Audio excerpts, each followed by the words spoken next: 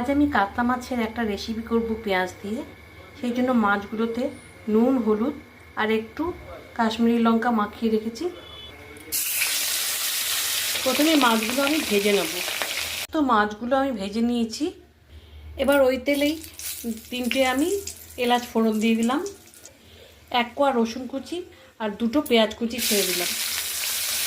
পেঁয়াজ ভাজা হতে হতে এদিকে একটা মশলা রেডি করে নিয়েছি। এখানে আদা, কাঁচা লঙ্কা, টমেটো বাটা আছে, তার সঙ্গে ঝাল লঙ্কার গুঁড়ো আছে 1/2 চামচ, আর আছে কাশ্মীরি লঙ্কার গুঁড়ো 1 চামচ।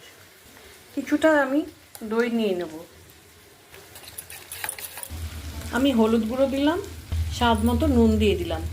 স্বাদ মতো নুন, হলুদ, সামান্য চিনি দিয়ে দিলাম। পেঁয়াজটা ভাজা হয়ে গেছে। এবার সমস্ত মশলা আমি দিয়ে দিলাম।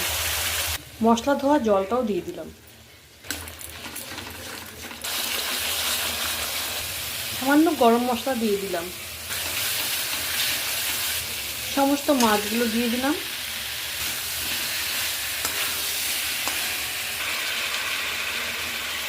সামান্য জল দিলাম।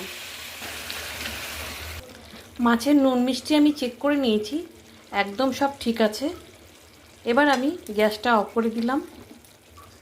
আমার কাতলা মাছের রেসিপি পেঁয়াজ দিয়ে একদম রেডি।